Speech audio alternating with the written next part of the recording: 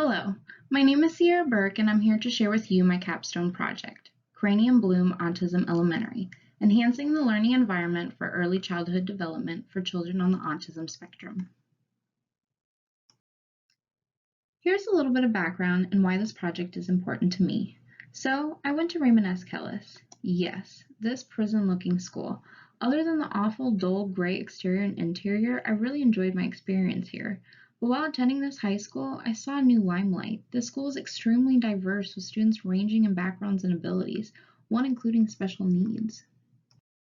Raymond S. Kellis has the highest standard of excellence for students with special needs in the Peoria Unified School District.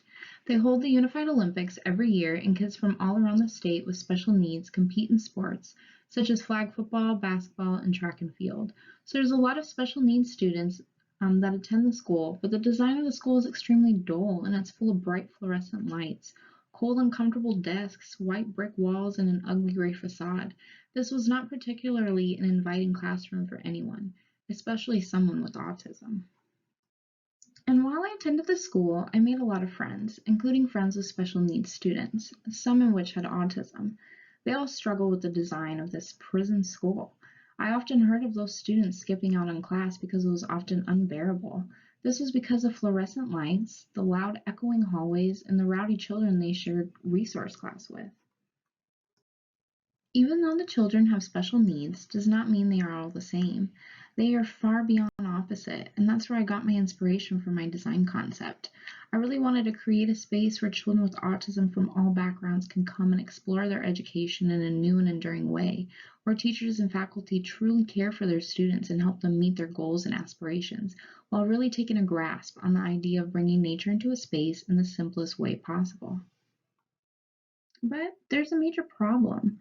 Regular public schools today seem to have been designed with the intent of making life difficult and quite uncomfortable for any students on the autism spectrum.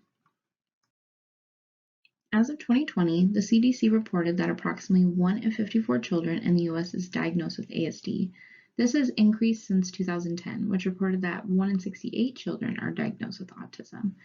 And this shows that boys are actually 4 times more likely to be diagnosed with ASD than girls are. So why is school such a bad environment for autistic children? Well, children with autism face sensory challenges on a daily basis. They have quite unusual responses to sensory experiences such as touch, smell, sound, taste, and feel. They really take in space differently than any other child. They often have a bad reaction to loud noises and bright lights, shiny surfaces, geometric patterns, yelling children, strong smells, and many other day-to-day experiences that occur in school that can make life very frustrating. This in return makes school overwhelming and can give the child a lot of anxiety. Second is fine motor skills. These are an extremely important aspect when it comes to school, such as writing, drawing, playing, and even the action of gluing 2 pieces of paper together.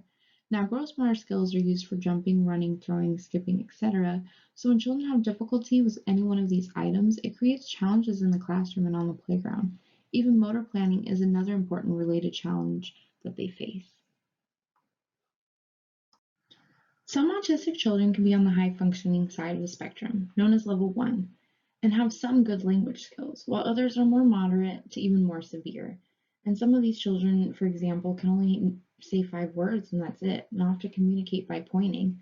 No matter the diagnosis, autistic children have difficulty in social thinking. Some symptoms include difficulty initiating or maintaining a conversation, responding inappropriately, avoiding eye contact, facial expressions aren't matching the context of what they are saying, and they usually discuss their interests in the greatest of detail. Finally, there's a lack of tolerance in the interaction between student and teacher. Many teachers have difficulty understanding the behavior of autistic children. They don't understand the repetitive behaviors such as rocking from side to side, having obsessive interests, and the inability to cope with change. They often feel preoccupied and are more sensitive to sensory stimuli. So that makes the child even more overwhelmed since now they have a teacher that is more frustrated and doesn't know how to cope with their abilities. So I did some research to figure out a more efficient and effective design so children on the spectrum don't feel anxious in an environment that they need to spend a lot of their time in. Philia was my first and major topic I researched for the core of my design. It is a set of principles that can be used to improve the human connection to nature that we work and live in, While these principles benefit everyone, they can be really harnessed to address issues symbolic to the students on the spectrum. First is nature and space, which incorporates indirect and direct connections to nature through the use of large windows with views, indoor plants, water fixtures such as waterfalls and fish tanks, and the use of light to mimic natural conditions through light fixtures. Second is natural analogs. This is through simple organic textile patterns, furniture, and wall surfaces that simulate elements of the natural environment that is common in nature. Then finally, third, nature of the space, which are elements such as sightlines, areas to withdraw from the main flow of activity, and the threat accompanied by a reliable safeguard all fall under this category. A sensory room is a space designed to be stimulating and relaxing for any individual.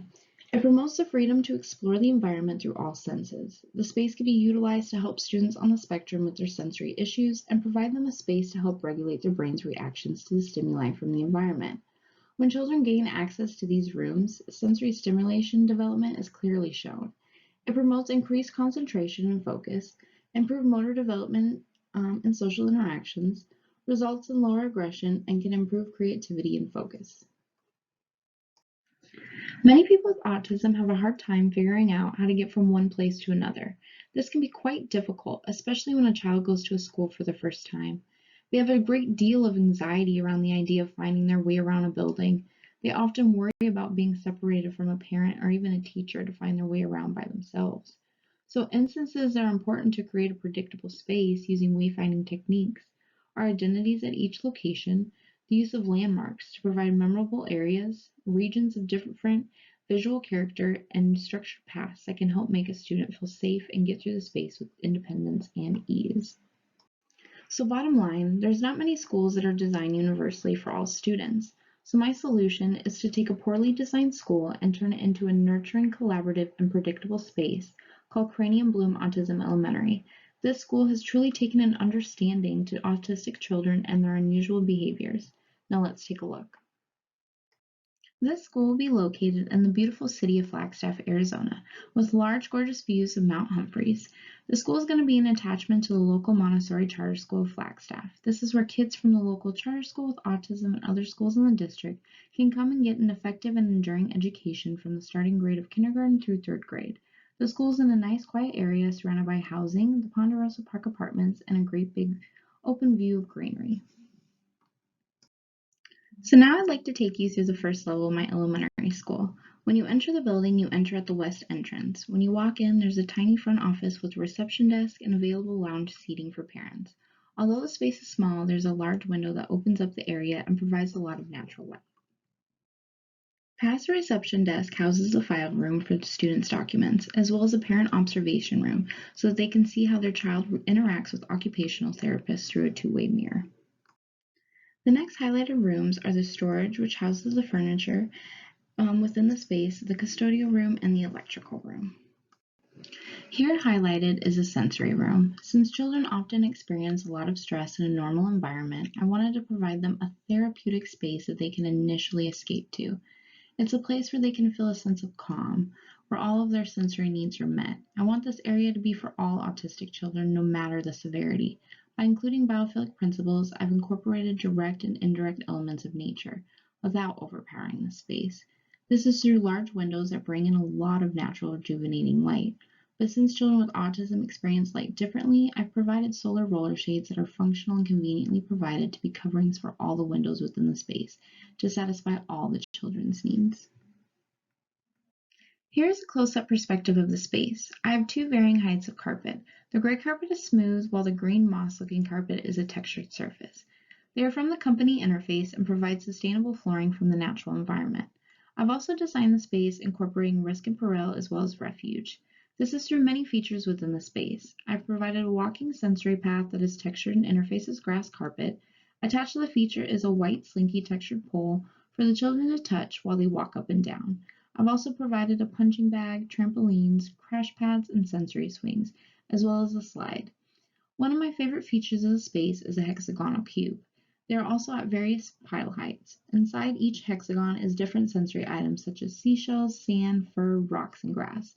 With all of these features in design, children are able to identify on a sensory level different features that are in a space. Next, the sensory room houses the therapist's offices, such as occupational, behavioral, and speech. These therapists are there to help children with autism enhance their abilities in the real world. I've also provided a consultation room with soft gray sofas instead of a conference-style office with a large desk and seating. This is for when parents and children need to meet for consultation with therapists and teachers. Next is the classrooms. I've designed them with the intent of helping all students on the spectrum, so I've provided 8 rooms, in which would only have up to 7 students in each. This is so each individual student can get their needs met, as well as work along children that are on the same level and have the same abilities and distractions as they do. I've given students the options to rearrange spaces with their desks and chairs. This helps promote collaboration and social interaction amongst others. Each color chair has a specific size. Green chairs are 12 inches tall, blue chairs are 14, and pink chairs are 16, which then goes within their designated desk height. This is so any age can have a comfortable desk and chair that correctly fit their ergonomics within school. Here's a perspective of a classroom. I've created a non-distracting room with absolutely no clutter. It is odor-free and should be physically and emotionally restorative through the use of simple and natural tones and textures. I chose to use a light mauve pink color on the walls to promote calmness. Studies shown that pink is the most calming color, which is an important aspect to autistic design. The layout of each of the classroom contributes to the order and space of how autistic children process and focus their attention, which is on learning and not on any sensory stimuli.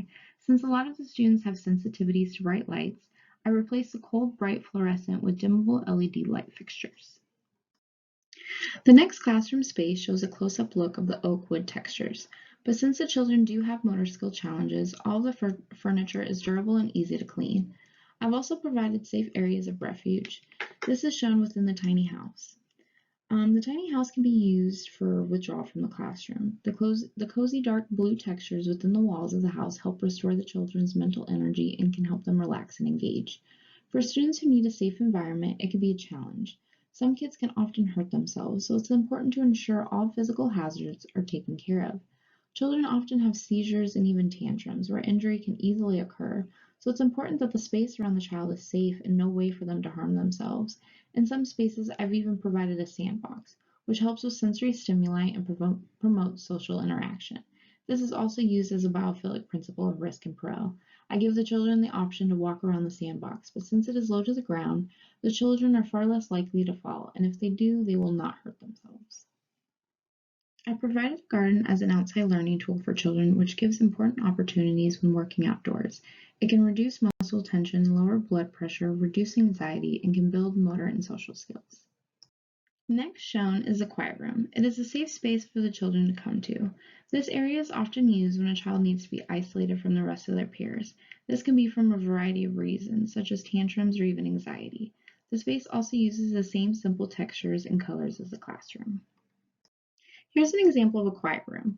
The space has its own hexagon cube sensory features, a light sensory bubble tube, comfy beanbags to feel coddled, and a house of refuge to feel safe. The walls are again plain, nothing distracting or enabling sensory stimuli. Centrally located are the girls' and boys' restrooms. They both have child-sized toilets and fixtures. There's also an added faculty restroom, so teachers have an area to comfortably go to that also fits their needs. So here's level 2 floor plan. It is pretty much identical to level 1. The bathroom is centrally located, the faculty restrooms is next to the elevator, the copy area is near the quiet room, and the 4 classrooms take up much of the window space. But the new additions are the teacher's lounge and the music room. The teacher's lounge I created to be an escape from the simple environment of the school. I decided to throw in pops of color and patterns into the area that are not seen anywhere else in the interior. I used geometric textiles for the lounge chairs, a bright yellow leather fabric for the sofa, and a highly textured and patterned carpet so the space doesn't have the slightest feeling of boring. The music room is an open essential space that plays off of organic lines and shapes. The floor comes up a foot, and that's where the children securely sit. They are provided with comfy beanbag chairs to feel safe and guarded. If a child chooses not to use these beanbag chairs, that's okay. There's plenty of flexible seating to fit anyone's needs no matter what space they are in. This music room also overlooks the sensory room to open up both fundamental spaces. Finally, an important aspect to the space I included is wayfinding. I incorporated wayfinding navigation techniques throughout the interior, first being structured paths. When the students first walk into the space, they are introduced to a wall that includes images and text for signage. It's a map telling the children where to go and what to look for when exploring the space. This aids the child in finding classrooms and other spaces with ease. Another major component I provided is signage, with visual distinctive character. The outside hallways of the classrooms all depict tiny houses shown in this image, and above the door are signs giving what room number and teacher that houses that particular classroom. I also play off the role of biophilia and include a water feature such as a fish tank. This is also included tools that'll help with stimuli. Seeing the fish in water promotes calming sensations and relaxes the children. This is true when they watch them swim back and forth and hearing the sound of the bubbling water. This can really help tie the children in with nature hand in hand. As a result, I believe my capstone project is important because schools are where children spend most of their time, 7 hours a day, 5 days a week. For students with autism, school can be challenging and difficult in almost any other setting, so it's important to design a space where children are spending most of their time, and it's crucial for their overall development to improve their well-being rather than overwhelmingly becoming a sensory overload. And Cranium Bloom Autism Elementary is just the perfect solution to just that. Thank you so much for your time and consideration viewing my capstone project.